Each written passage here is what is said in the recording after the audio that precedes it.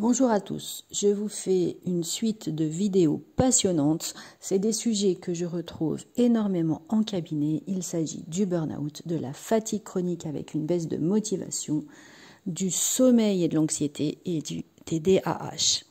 On commence aujourd'hui par la capsule avec le burn-out. Bonjour à tous, je suis Véronique Chaput, sophrologue praticienne en hypnose et psychosomato-énergétique. Et ce qui est vraiment indispensable à connaître, c'est que le burn-out est chimique avant d'être psychologique ou physique. Et bien sûr, tout commence par cette notion de stress. Il est tout à fait normal d'avoir du stress, sinon vous ne vous levez plus le matin. On est alors en dépression, c'est-à-dire qu'on manque de stress. Mais bien sûr, ces trois phases du stress vont être complètement différentes. La première phase, c'est l'alarme. C'est dans cette première phase, c'est le tigre qui surgit. Il faut que je réagisse très rapidement. J'ai donc une poussée d'adrénaline qui me permet d'être efficace tout de suite et très rapidement. C'est la phase où effectivement, je vais avoir une réaction vive, la respiration est courte, elle est rapide, il y a une accélération très forte du rythme cardiaque. Et puis au fur et à mesure, si le tigre repart, mon rythme cardiaque s'abaisse et tout va bien. C'est vraiment la pédale d'accélérateur, voilà, ou au contraire, le frein qui évite l'accident. Maintenant, il y a une nouvelle notion, c'est que cette notion de stress continue. On est stressé pour la journée du lendemain, on est stressé par les horaires, on est stressé par l'entourage, on est stressé tout le temps. C'est la phase de résistance. Le corps est adapté à l'agression. Donc, bien entendu, ça veut dire que là, c'est le cortisol qui va prendre la suite. Le cortisol, il va entraîner donc une production de glucose, augmentation de cette production-là. C'est un peu comme l'airbag de la voiture. On n'a pas réussi à freiner à temps, donc l'airbag se déclenche.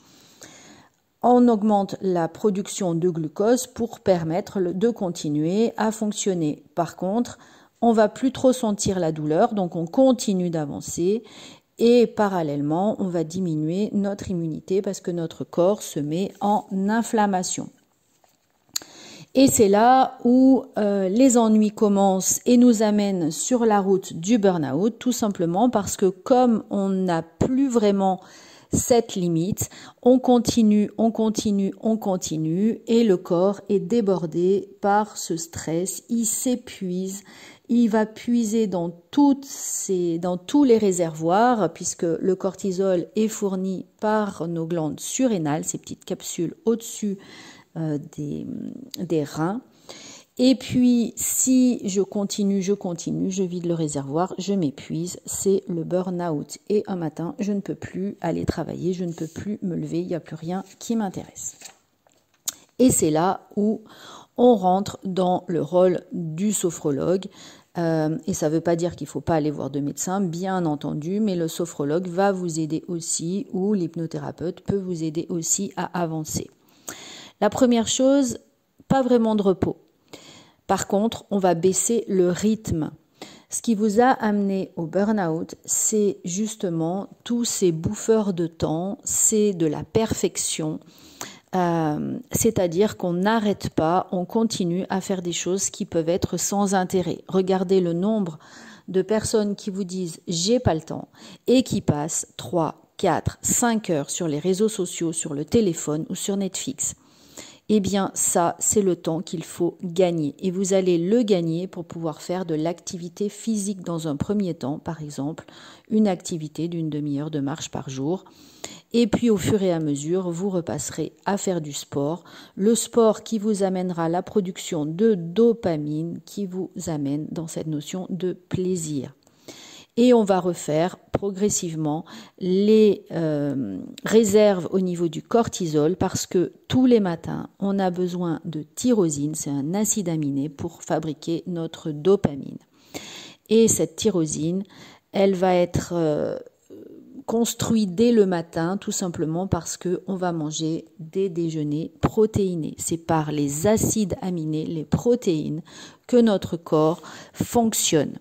On a besoin effectivement de tyrosine pour fabriquer la dopamine, de tryptophane pour la sérotonine, cette sérotonine qui deviendra ensuite la mélatonine, l'hormone du sommeil, la sérotonine étant l'hormone du bien-être, du bonheur, qui est fournie dans notre ventre. Et puis pour limiter les ruminations, on a besoin d'une molécule qui s'appelle le GABA. Et tout ça, c'est dès le matin par un bon petit déjeuner salé. Et un bon déjeuner salé, ça veut dire du gras et des protéines. Du bon gras, bien entendu, vous l'avez compris, c'est-à-dire plutôt de l'huile d'olive, macadamia, plutôt des avocats, donc des olives. On peut manger du fromage blanc, du fromage, même si on n'en mange pas trop, plutôt du fromage type comté. On va manger du poisson, on va manger du poulet. Si vraiment vous êtes végane, vous pouvez acheter des suppléments en protéines.